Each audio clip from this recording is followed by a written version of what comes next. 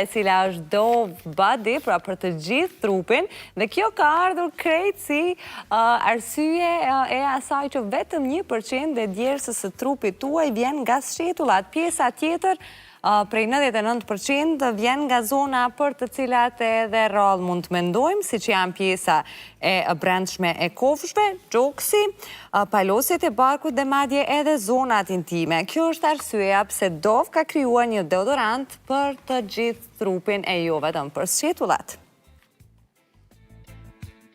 Do të mirëpres tani në studio të ftuarën time të parë, e cila vjen me një histori shumë të fortë, me një rrëfim të jetës së saj mes Prishtinës e Londrës, atje ku u zhvillua, e në mesin e plot sfidave arriti edhe që të bëhej nën. Këtë po e potencoj së fundi sepse nuk ishte e lehtë rruga deri aty.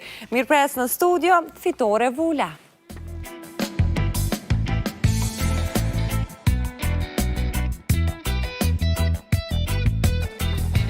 Mirë se erdhe, Fitore.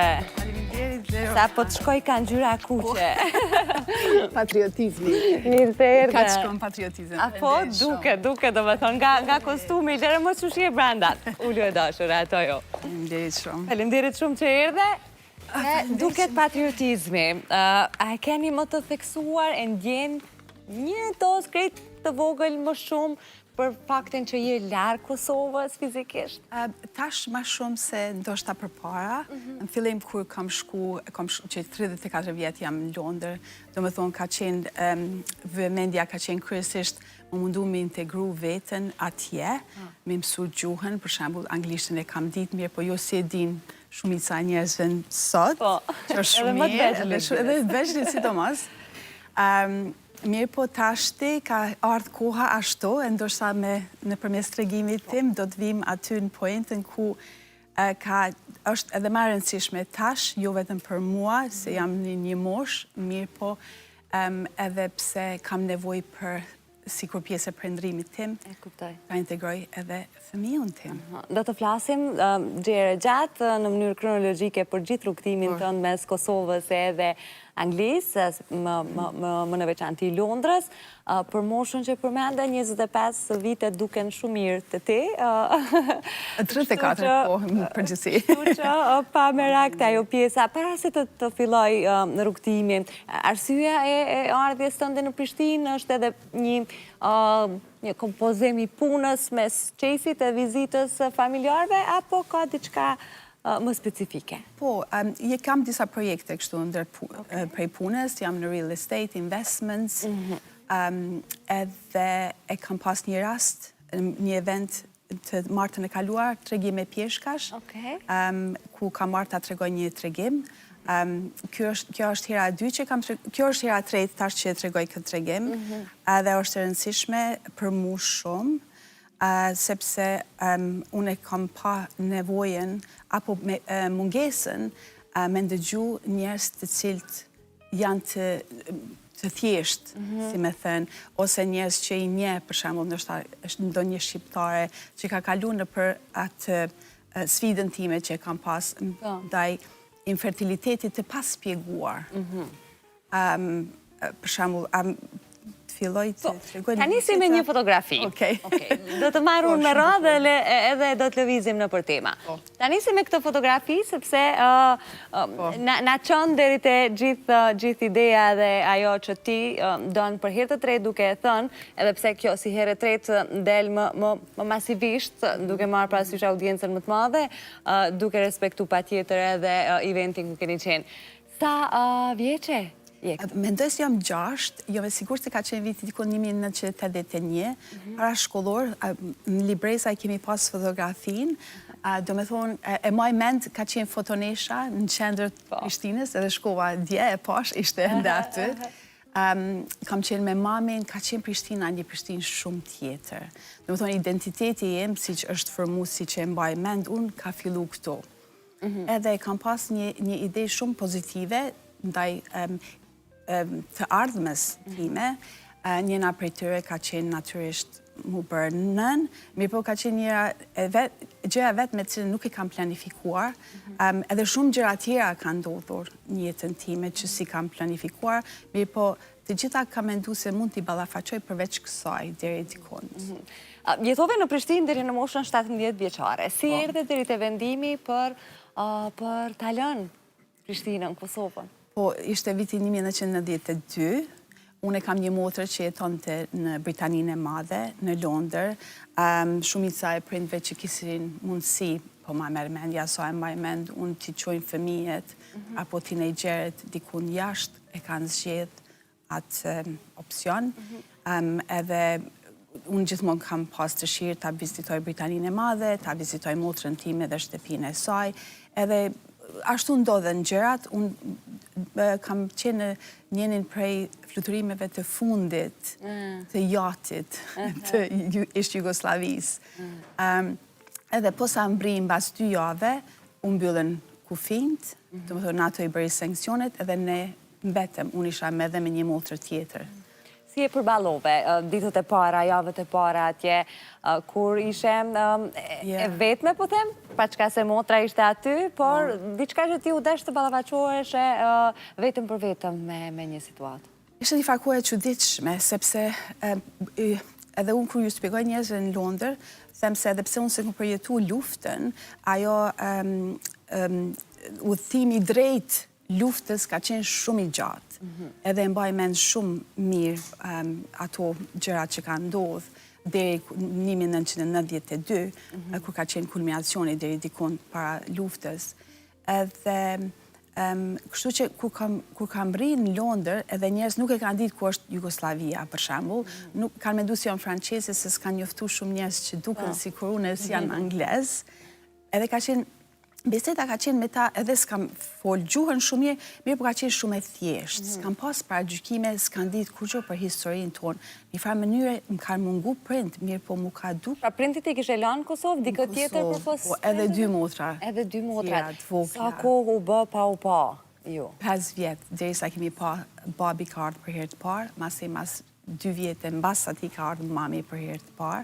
Mandej kemi filluar na mbukthyer për ato rrugët me autobusa prej Sarajevës, që kanë qenë gjatë gjithë natës, derisa u bë lufta, u shliru, më kujtohet viti 2000, e kom kalu vitin e ri këto, edhe u bë 26 vjetë. Dhe kalun ka shumë vjetë. Atë këtësisht, kër i përmenda prindrit, me që nuk i kishe pas o kohë për 5 vjetë, sot ata nuk i kema në jetë. No, dhe ajo shumë më ka mungu, sidomos me këtë sfidën ma të vështirë që kom pas në jetë. Për shembull, unë e kom pas plan në këtë fotografi më e mend, kom thënë, do ta kryj shkollën e mesme, mbas shkollës fillore, do të shkoj në fakultet. Ka qenë jeta shumë e thjeshtë. Adin kom mendu se i kom ditë çka do të thotë kem ëndra reale. Këto kanë qenë ëndra thjeshta reale.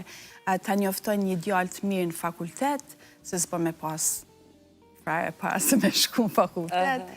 Masandej ta kryj fakultetin, ta gjej një punë shumë të mirë, një karrierë në biznes, të martohem, ta bëj fëmijën e parë, ta blej shtëpinë time deri ka moshën 27-29 vjeçare. Kështu ishte plan programi në kokë? Ishte plani im, po.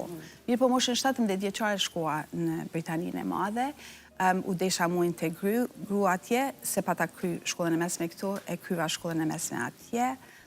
E mandej fillova management, kom po një degree, i kam ndihmu shumë motrave, kemi ndihmu shumë prindve këto. Moshën 27 vjeçarve, 27 vjeçare unë veç e takova për herë të parë një djalë të mirë, apo burr të mirë tashti, po bjen puna update. Edhe mami u smur, e moshën 31 vjeçare më vdiq mami. Ende pa e ditë, adin si... E kishe vështirë me pranu këtë fakt? Ka qenë shumë e çuditshme. Motra e kom pas 15 vjeçare ma të voglën, ajo ka ardhur masandej me jetu me mu edhe për 4 vite. Jo më djere, jo më duk pak ma re, s'ko mendu për planin ku jam. Apo kupton se ka qenë qatë shumë e rënd, humbja mamit, e masandej disa shkoj, motra e kryu shkollën e mesme, ajo shkoj në fakultet, u martova në moshën 36 vjeqare, atëherë fillova në moshën 37 vjeqare, të tashti kua unë të ndërtoj familjen time, se të gjitha tjera të punë u rahatun. U bën me tik ato. Po këtë djalin që ta mori zemrën, si e takove? Ishte rasisht, ju bashkuan rrugët për nga ambicjet profesionale, apo? Po, punonim afer shumë edhe ishte shumë njëri i mirë po për fat keq, moshën 39 vjeqare, zakonisht nuk mu qanë të mbeth shtatëzën. Edhe në atë ku, nëse provon për 1 vjet apo 2 zakonisht, edhe pse duket shumë e shkurt ajo periudhë, mjekët konstatojnë se do me thonë ki mundesh me pas probleme infertility të paspjeguar. Edhe na sugjestun të bëjmë IVF. Si e prite në fillim si gjëren të mjekët? Ajo, natyrisht, mamin që e kom humbë, ka qenë shumë e rëndë, mirë po kjo ka qenë e pabesueshme, se gjithmonë kom thonë, une ka një të herën e parë kur të provoj do të ndodhë, se kam qenë e bindur pa asnjë dyshim se do të bëhem nën. Kur më thanë duhesh ndihmë për të bërë nën, vetëm ai elementi se të kom e pas nevojë me i bo me ndihmë, ishte dhimbte shumë. Pse nuk e paramendon, kurse kisha menduar, edhe unë kom jetu për shembull në Britaninë e Madhe, nuk është që s'kom lexu, s'kom pas, s'kom dëgju. Mirë po, asë në Britani të Madhe dhe këtu deri dikun, na po folim tash para 15 viteve, femrat nuk kanë folur për vështirësi për me mbet shtatëzën. Pra ka qenë temë që mund t'jem ballafaqur njerëzit, po se kanë folë shumë në publik. Edhe atje, edhe në vërtet është kur të ndodhë, në ato, tash unë muj në retrospekt, adin flasë shumë lirisht, edhe e shoh sigur detyra imja të flasë lirisht, mirë po në ato ku unë s'kom mujt as mja spjegu dikujt se njerëz kanë bërë hajgare, aje ka din që ka e ka vonë, apo kupton. E masandej, do me thonë, vendosat provoj me IVF, edhe ishin sigurt mjek se s'kishte as një problem medikal, edhe në mua, për asën burin, edhe e bëm krejt planin, edhe 1 javë para se të kisha IVF, më vdiq edhe babi, shumë shpejt, edhe ai prej kancerit. Motra e vogël, e cila tash i kishte 25 vjetë, filloj me qajt, ku e murë vesh, edhe tha, o zot, tash jemi jetime. E qaty, edhe fakti se ndoshta nuk muj mi përcjell gjakun, filloj mu bu edhe ma e rëndësishëm, ajo përcjellja e familjes, e identitetit, e qaty e kupton sot kanë mungu, kjo hi e ta që kilon mrapa, se që mos që nëna. Edhe është një, tash e shoh, si kur një poenë shumë e rëndësishme në jetën time, sepse aty unë kam fillu mu ullë edhe mi shpalu identitetin tim, dëshirat e mija. U bë varimi i babit, u ktheva në Londër, e bëra IVF, pati dështim. Edhe mjekët ishin çuditshëm se s'kishte arsye pse, tanë me njëherë fillo prapë.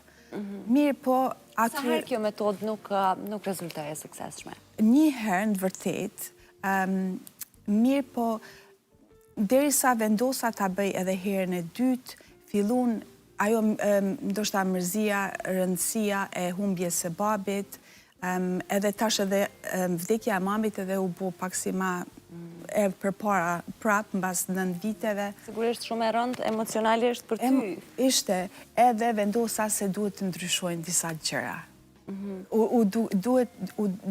Duhet ta ndryshoja perspektiven që e kisha unë nda identitetit tim edhe qka do të arria, edhe kuptua se aty e diqysh edhe kuptua mortalitetin tim, si kur qenjë njerëzore, edhe se ndoshta nuk do të mund të, se nëse ata ishin sigur se do të punon të, nuk bërej pun, atër du me thonë, ka me të vërtet. Aty e pranova se ka problem këto, edhe ekziston mundësia që nuk mund të ndodhë, e aty kam fillu masandej ma shumë ato investigimet rreth çka do me thonë mosha ime, në përgjithësi, rreth mbetjes shtatëzën, edhe fillun masandej ato edhe martesa dështoj me burin e parë. E kishim, fillu me të dytë fillu me... Ka kishte ndodhë? Dëshim gjërat të ndryshme prej jetës. Nuk ishte asë gjë kështu, edhe vendosa thash, oke, 40 vjet i kam pas failed IVF, të dështuar, të dy prind më vdiqën, mirë po, për ndryshe, mirë jam, apo kupton. Okej, shumë shpejt e takua partnerin që kam tash, Sam. E kretë ma kam baj dirtin, moshën 40 vjeqare, mbasi ke qenë me një marrëdhënie 13 vjeqare gjatë. Pse? Po, adin kur të njëri duhet mi besu procesit vetë dhe dikon se ka njëherë, edhe kur vdesin të dy prind, e kuptuva se unë jam të bërë vendime rreth jetës time vetë, pa presion prej shumë kujt, edhe angles nuk të përzien në punë, edhe mi pyt, lutem, jep i këshilë, thot, valla ti e din mas miri. Apo kupton, do me thonë, e kom pas atë vend, deri dikond, apo ndoshta vetë kështu nga natyra. Po pra, disa gjëra janë meant to be, pra janë të shkruara të ndodhin, si që besojnë besimtarët. Dështimi i martesës së parë, a mendon se ishte një nga shkaqet e pikrisht të mos pasurit fëmijë dhe tentimeve të pas suksesshme? Jo, se për shembull na kemi mbet shok shumë të mirë, edhe se kemi qenë shok shumë të mirë. Apo kupton, e diqysh jemi njoftu edhe shumë shpejt është smur mami, e mandej jeta ime familjare e ka pas rolin kryesor në relacionin tonë, edhe ai ka qenë shumë i mirë, shumë adin u mundu me më suportu, me më dhonë mbështetje, në ato të gjithat kërkesat që i kam pas, edhe ka pas shumë, se kanë ra shumë sende një mbas një. Mirë po, ai se ka pas atë shtyrjen të mbrendshme ndoshta, ta shumë po thëmë, ai së është të më spjegu, për me bo fëmi, qatë shumë sa kom di, une se gjdo vit tashti, në bas moshës 40 vjeqare, që nuk kam sukses, shansat e mija shkojnë duke u... A ndjeje presionin prej njerëzve të tjerë, prej njerëzve që kishe offer, nuk e di, ti the që anglezët e kanë vështirë dhe ta japin si këshill, e lere më të gjykojnë për një gjë që po ndodh në jetën tënde, sepse ka plot gra që vendosin të mos kemë fëmijë gjithë jetës së tyre, dhe është totalisht respektueshme se cila dëshirë edhe vendimi çdo kujt për jetën e tij. Po a kishe përreth njerëz që të gjykonin ose të bën impresion, duke thënë koha po shkon, çka je duke bë, pa e ditur ndoshta se çka po kaloje ti? Po, definitivisht. Edhe pse ata kanë bërë në mënyrë shumë, adin sikur hajgare pak, sikur adin kur s'te njerë që ka me të pyth, thot, çka u bo adin? Mirë po, unë ka njerë mendoj se për shkak që e kom njoftu partnerin e tashëm Sam shumë shpejt, s'kom pas kohë me jetu me atë krizën, qysh me mendu tash me pas fëmijë kur as burr s'kom, apo kupton? Edhe nuk e kom, për shembull, unë prioritet e kom pas me bo fëmi një fra mënyre, jo me gjetë burë, ka qenë shumë lak, adin, thëmë që e kom gjetë Sam edhe ka qenë, edhe Sam ka thonë, oke, nëse donë me bo fëmi, adin, kom qenë shumë e sinqert me ta prej fillimi, si tëra s'kom ko me tash, sepse e kisha zgjidhja tjetër, do të ishte me, adin, do shta me mundu me bo diçka vetë, edhe pse s'kom bri aty, veç është edhe ajo zgjidhje, mirë po, nuk musha mu pajtu se nuk do të bëj fëmi. Kur u ndezën më shumë të këto shpresat, ose ajo drita e gjelbërt për një rezultat të suksesshëm? Mbeta shtatzën moshën 42 vjeqare, me Sam, natyrisht, mirë po pati dështim. Mandej ajo shërimi, mbas dështimit, du të mirë të 6 deri 9 muj. Do me thonë, aty e parë se nëse vazhdoj, mu mundu me vezët e mija, aty ishte puna, nuk ishte sperma e partnerit, ishte sa do që ndodhte, nëse ndodhte dhe 1 vjet, 2 vjet, nëse dështon prap, do të nevojitet edhe i gati 1 vjet, tashti të përtrihen. Çdo dështim e do një kohë më të gjatë të rikuperimit. Ashtu.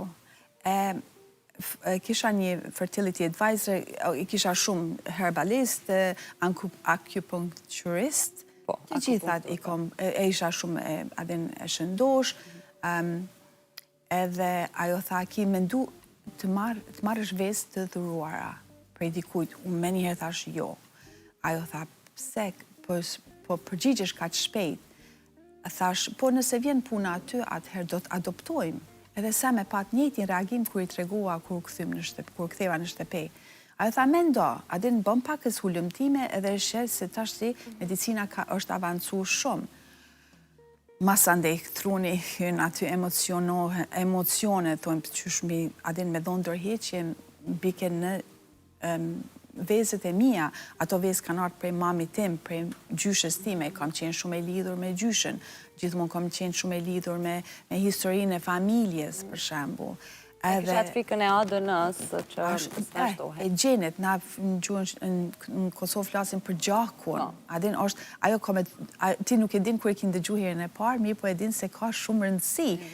E ullë e në fund kur e shes se s'ki zgjidhje, e ullë e edhe thu, qka do me thonë gjaku për ty? Qka do me thonë biologjia? Kur më kanë tregu mu printe mi, se genetikisht jom e lidhur me ta. Nuk diskutojnë këto gjana ku je me prej prindve tu, apo jeton me prindve tu, mirë po ka shumë familje që nuk jetojnë ashtu. Dhe cili ishte vendimi yt? Të provojmë. Edhe vendosat shkojnë në Spanjë, ka arsye ndryshme, është aty kushton shumë, nëse e bën privat, bëj moshën 41 vjeçare në Britaninë e Madhe nuk e pagun NHS shteti, duhesh ta bësh ti privat, kushton dikun 13.000 funta minimum, ose ka kushtu para 5-6 viteve. Në Spanjë kam një motrë në Spanjë,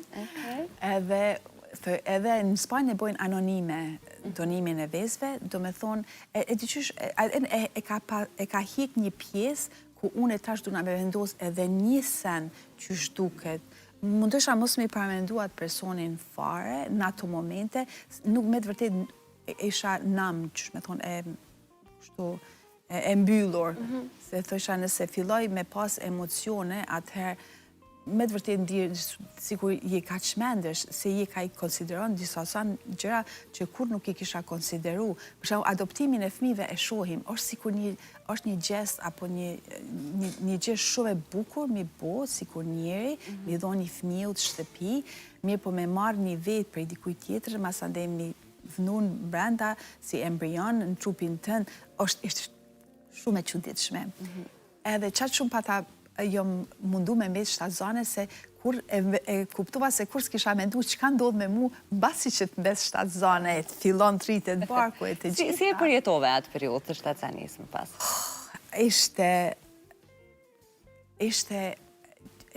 Ishte mrekulli një farë mënyrë, po ishte mrekulli të cilën nuk duhet të ndodh të mua. Ende ishan duke mendu se ndoshta nuk do të frika, ndoshta nuk do të ketë sukses, diçka do të shkon keq, edhe do të kryet. E kishe prapë këtë frikën, sepse kishe 10 vite në tentim për të mbet shtatzan, edhe pas 10 vitesh, ndodhi prapë e ke atë frikën. E kisha, edhe është krejt mbrenda, edhe kuptova, e pranova vete se është budallaki, është biologjike, është diçka ndoshta që është hormonet, edhe na kemi nevojë disa femra ndoshta me pas fëmijën tonë. Edhe pse e paramendojsha jetën, sa më të ke mujme edhe me jetu pa fëmijë, ai se ka pas problem as pak. Edhe ishte shumë e bukur, ndrojshim të shkojmë këtu, udhtojmë, s'kemi nevojë me pas shpenzime ndreth fëmijët, po është diçka që e ndjin, s'mundesh me spjegu, derisa të bësh nën. Diçka që të përmbush më shumë se gjithçka tjetër. Në çfarë moshe u bëre nën? 46 vjeçare. 46 vjeçare. Edhe moment, s'ko mujt mi paramendu fëmijën tim, që e kom pasë në bark, e kom dëgju, derisa ka dal, edhe kur ka dal, e kom këqyr, edhe më ka marrë 48 orë, unë s'kom flejt, e kom majtë në gjyks mrenda, edhe s'kom ditë, as s'kom ledzu që shtu të mi dhonë fëmiju gji, përpara, kur me ndosha një shtatë, thësha, a mi bo djallin synë, nësë është djallë, a mi bo synet, a jo. A dhe qito sane, ti munduash me bo plane, të cilat kur vjen momenti nuk vlejnë. Nuk vlejnë, as pak. Si ndjeshe kur e shije në fytyrë, në ato ditët e para, pas 28 orëve kur e kuptove që po e jeton një realitet të shumë pritun? Ju thëmë shoqeve se është si kur dashurohesh për të herë parë, do në me shpenzu çdo moment me atë qenje njerëzore. Djalli edhe më ka ndihmu me kuptu sa e bukur është kur dashurohesh atë për herë të parë. Nëse me të vërtet ka një atrakcion edhe beba derisa i ka një 19 muaj, është pak si beba, dhe s'ka nevoja shumë, ka qenë djalli shumë i qetë, edhe më ka ardhë shok se kom bo djallë, prap. Më komendu se do të kem vajzë. Tash jam këtu shkruaj një libër qysh mendojmë na, qysh planifikojmë, mandej e jetojmë jetën rreth që ati planet që i ki bo ndoshta në moshën 6 vjeqare. Duhet dikun mu ullë njerë me thonë ka dalë, që kjo nuk po punoj ka për mu, mirë po nuk do me thonë mi për cilë aden. Po, ndroje pak planin me i thonë vetës. Po, duhesh, edhe mi aleju vetës, edhe mi aleju vetës mu që disa mëngjeze me thu, sot qëka jom ka bëj. A jo me sigurt, apo, vëshdes të bort ora 11, e pini kafe. Mandej... Hajtë si që sa bukur jetë, Kjellësh, mandej. Du ta shohim një fotografi që do të ndihmojnë nga regjia. Si të bën me undi kjo fotografi ka që kompletuar, me këtë buzëqeshjen tënde që duket që është e brendshme lumturia. Është shumë fotografi e mirë se apet kjo ka qenë një point, një pik, ku unë kjo ende është ka ndodhë vetëm mu, apo ku përton një farë mënyre, unë e bona fëmi. Tash kjo fëmija im nuk është genetikisht, po është shumë i mirë, jam i se ka dalë për trupit tim. Kjo ka qenë, do me thonë, para gati 5 viteve. Po tash, kur e shoh Thomas djalin, Thomas Gjegja, babi im ka qenë arkitekt, e ka thirrë vetën arkitekt Gjegja. Kur e shoh Thomas, që po thonë bras moshës 1, fillon fëmiu mi pas karakterin e vetë. Do me thonë, genetika, si është Thomas, si është ndërtuaj sot? Pra qëfar karakteri, qëfar tiparesh ka? Arsyeja e tretë se jam këtu është, kam qef shumë integru fëmijën tim në themelin tim kosovar, sepse është shumë e rëndësishme për unë tash e shoh sigur superpower, atë kulturën, pjesën kulturës time si kur individ, që e marrë une prej Kosovës, edhe Kosova është bërë qaq e bukur, do me thonë përmirësohet. Prandaj e sjell edhe shumë shpesh Thomas tu në Kosovë, dhe me që kjo foto është para 5 vitesh, ta shohim pak me lejën tënde, që ta bëjmë edhe në studio, ta ftojmë Thomasin në studio, ta shohim pak se si duket. Mama. Hi, Thomas! Luchka. E mos më përqa? Do you want to say hi to Blerona? Hey. Do you want to go and give her a cuddle? Can I have a hug? Fëmijët angles nuk bojnë shtu shumë. Fëmijët kanë qef për grelje. How are you? Do mull me Bleronën? You want to say to Blerona? How old are you? 4.5. 4.5, okay. You know your mom is beautiful? You say that to her every day? Okay, go sit with your mom. Who's your favorite person in the world? And why is mommy your favorite person in the world? Do you want to tell us? Okay, just tell Blerona, I love you the way you know. I love you. No, in Albanian. Të? I do. Të dua, zemra. Deri moshën, deri para një viti i kom folë, vetëm gjuhë shqipe. Mirë po filloj para shkollën. Është normale që ti përzihen. Ti përzihen, mirë po edhe nuk kuptoj kja aq mirë gjuhën angleze në shkollë, edhe po ta frikë thash, mos ndoshta duket sikur ky ka diçka që pi mungon prej fëmijëve tjerë. Tash ti e shihni këtë, bukurosh, you best boy in the world. Sa i bukur. Edhe është shumë i mirë. Edhe i ka shprehjet shumë si kur të mija. Mirë po edhe mbasi që dhurusi i ves është anonim, do me thonë nuk e dim, ka pas grupin e gjakut si kur timin, sytë e zi, flokët e zeza, peshën e njejtë. Janë disa parametra që është dashur të tjetë... ka garancion. Të jenë të parafërta me ty. Po i pëlqen Kosova, qka? Po i hanë disa nga ushqimet tona tradicionale? Do you like this world? Ma bon, I like this world, së s'pëdi me thonë this country. I like this world better than London. Is that correct? Yeah? Why do you like it here? I don't know. Se e ndin fëmija.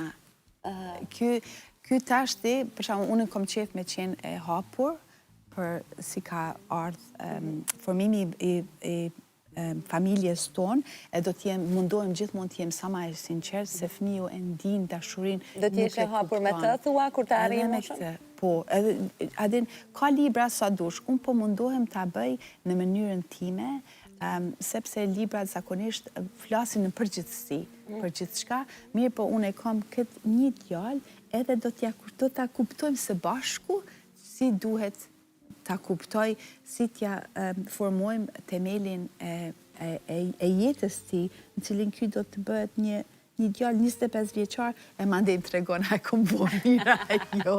Nuk e dyshoj që do ta marrësh gjithë dashurin e botës prej Thomas, i cili ka ndonjë hobi për momentin, qka do What's your me u bo? favorite game Kur të to play? rritet? You like football? Yeah, He's football. a footballer, okay. yes. And you got your Kosovo kit with you, haven't you? I ka teshat e Kosovës futbollerave. Super. Yes. E dashur, faleminderit shumë që erdhe. Shkurt, jam në fund një mesazh për të gjitha gratë atje që mund t'jenë duke kalu në të njëjtat sfida si kur ti për ato 10 vitet e tua. Unë kisha thënë, ndëgjoje vetën, mos u dorëzo nëse ndirë se s'duesh mu dorëzu, mirë po unë nuk e di si sa e bukur do t'ishte jeta i me avantura tjera. S'kam dyshim se do t'ishte shumë e bukur, mirë po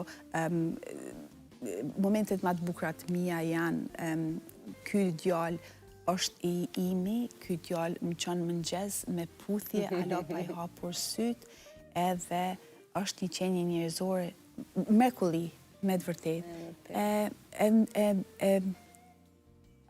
Unë e kisha rekomandu nëse me ndoni ta të bëni edhe që produkti. Yes? Faleminderit shumë që erdhe. Faleminderit. Knatësi për mesazhin, faleminderit që ndave këtë rrëfim në publik për ta përcjellë si mesazh Është edhe për ta knatësi. ndarë storyn tënde. Faleminderit. Unë patjetër do ta përqafoj. Thank you Thomas for being here. Okay, hajtë po e mbyllim këto me Thomas. We're gonna say bye to the audience. See you later. Say bye. Bye. There's a camera. I promise a camera. Yeah? Say hi. Bye.